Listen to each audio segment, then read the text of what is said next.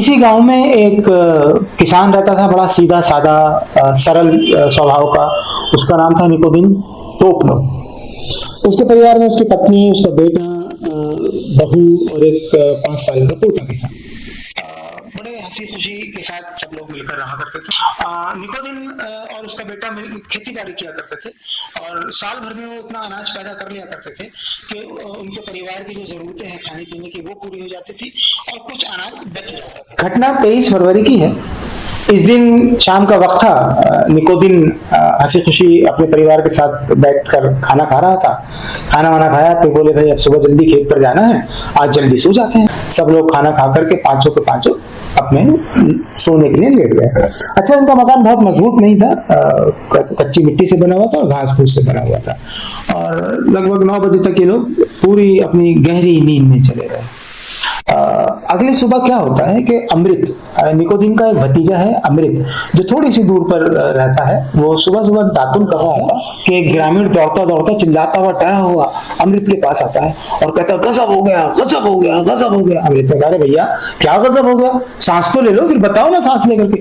अरे नहीं बता सकता, तेरे बड़े ताऊ को ना पता नहीं किसने मार डाला, तेरी ताई को भी मार डाला और तेरे भाई को भी मार डाला और तेरी भाभी को भी मार डाला, सबको मार डाला। उसको रोना देखकर अमृत को खुद रोना आने लगा।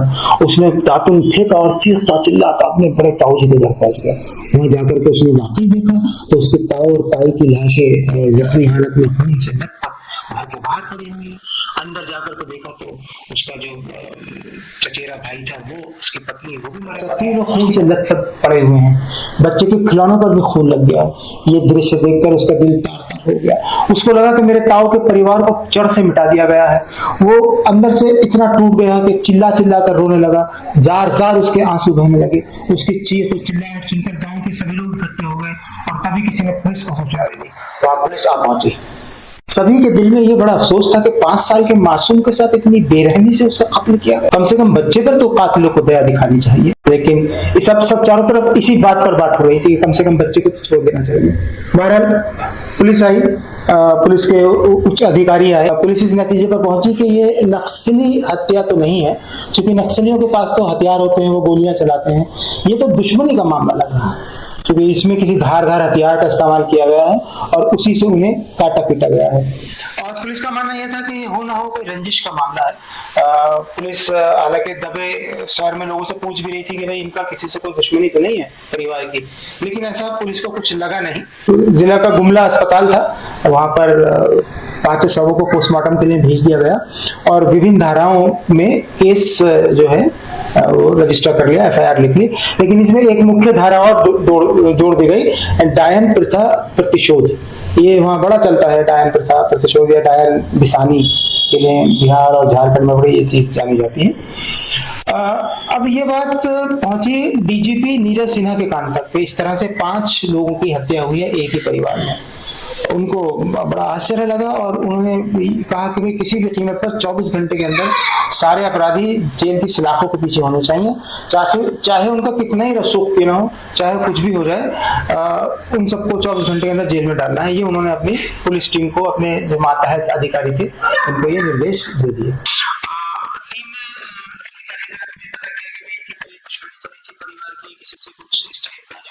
लेना देना हो, लेकिन पता ही चला कि बड़ा सरल परिवार था, बड़े सीधे साधे लोग थे। न किसी से कोई दुश्मनी थी, न किसी से कोई बैर था। वो तो किसी से मतलब न अच्छे में थे किसी के, न बुरे में थे, अपने परिवार में मस्त रहा करते थे।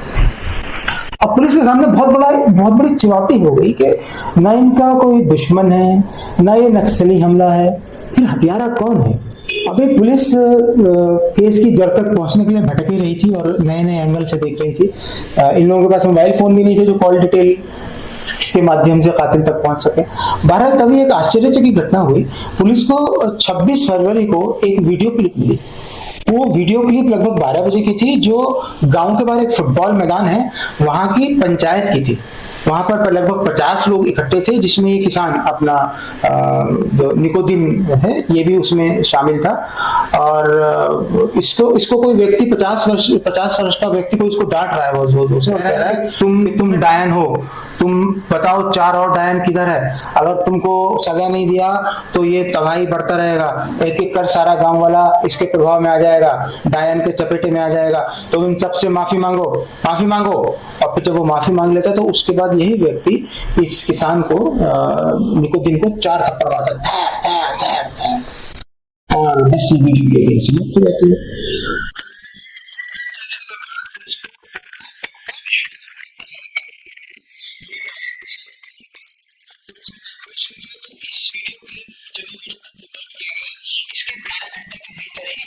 इस किसान के परिवार की हत्या कर दी। तो स्पष्ट सी बात है कि डायन निशानी का ही केस था। पुलिस ने जब पता किया तो पता चला ये जो डांटने वाला व्यक्ति है और जिसने 4 थप्पड़ इस किसान को मारे थे, ये गांव का मंदिर का पुजारी है। पुजारी को अरेस्ट किया और पुजारी से बातचीत की। अब पुजारी ने तो राज दर राज सब कुछ खोलना शुरू कर दिया और एक एक करके सारी बातें बताती। इस प्रकार से 8 और आरोपी को पुलिस ने चिन्हित किया और अगले दिन पुजारी समेत इन 8 आरोपियों को पुलिस ने गिरफ्तार कर लिया। इसमें जो मुख्य आरोपी था वो सुनील तोपनो था। सुनील तोपनो को जब पुलिस ने सख्ती से पूछताछ की तो सुनील ने अपना गुनाह कबूल कर लिया और पहचान कर ली जो कातिल उसके साथ थे। जो कहानी निकल के सामने आती है वो हमारी सिविलाइज्ड सोसाइटी के मुंह पर एक तमाशा है कि मतलब आज के युग में 20वीं सदी में भी हम इतने पिछड़े हुए हमारे देश के अंदर गांव हुआ। यूं कहानी इस तरह से है कि सुनील जो तोपनी है ये भी उसी में आम टोला में रहता है, मतलब आसपास ही रहता था, जो मृतक किसान है उसके आसपास ही रहता था और दूसरों के खेतों में मजदूरी किया करता था। जहाँ ही रहता है सभी लोग मजदूर हैं, खेती बाड़ी छोटी मोटी करते हैं, दूसरे के खेतों पर नौकरियां करते हैं, अनपढ़ हैं, बेरोजगार हैं और पूरी तरह से अंधविश्वास में जीते हैं। और अंधविश्वास की जड़ें इतनी गहरी हैं कि दिखने से तो दिखेंगे नहीं, अगर आप टटोलने की कोशिश करेंगे तो भी नजर नहीं आएंगे। तो हुआ यूं कि सुनील अपना खेतों पे काम करके अपने परिवार को पालता था, लेकिन इसके पास एक देसी गाय और एक बैल भी हुआ करता था, जो अचानक एक दिन बीमार हो गए और बीमार होते होते धीरे धीरे वो उनकी कुछ दिनों में डेथ हो गई। अब गरीब आदमी है, उसके अगर जानवर मर जाए तो जाहिर सी बात है उसका तो बहुत संपत्ति का नुकसान हो गया। तो ये भी बड़ा दुखी रहने लगा, उदास रहने लगा, बड़ा चिंतित रहता, डिप्रेशन में आ गया कि पता नहीं क्या होगा, कैसे होगा। फिर हुआ ये कि न सिर्फ सुनील के जानवर बल्कि कुछ और लोगों के जानवर भी इसी तरह से बीमार हुए और मर गए। और तो जितने आरोपी हैं 8 के 8 आरोपी पुजारी को छोड़कर उन सब के जानवर बीमारी के चलते या जो भी वजह रही हो बीमार हुए और मर गए। तो ये सारे के सारे लोग मिलकर के गांव के पुजारी के पास जाते हैं और पुजारी को बताते हैं कि साहब हमारे जानवर जो हैं वो इस तरह से मर गए और क्या है ये मामला। तो पुजारी जी का नाम था मथुरा। तो मथुरा जी जो है वो बताते हैं कि साहब ये डायन का प्रकोप है और कोई गांव में ऐसा व्यक्ति है जिसने डायन पाल रखी है और ये डायन ही है जो धीरे धीरे तुम्हारे पालतू जानवरों को खा रही है। अगर इस पर अंकुश नहीं लगाया गया तो एक दिन ऐसा आएगा कि गांव के सभी पालतू जानवर या दूध देने वाले जानवर जो हैं वो इस डायन के मुंह का निवाला बन जाएंगे। और लगे हाथ उसने ये भी बता दिया कि डायन पाल कौन रहा है, निकोदिन तोपनो इसका नाम ले दिया उसने, जिसकी हत्या की, जिसके परिवार को उन लोगों ने मिलकर मारा। तो उसका जब पुजारी जी ने उसका नाम लिया निकोदिन तोपनो का, तो इनके नाम लेने से आग में घी का काम हो गया।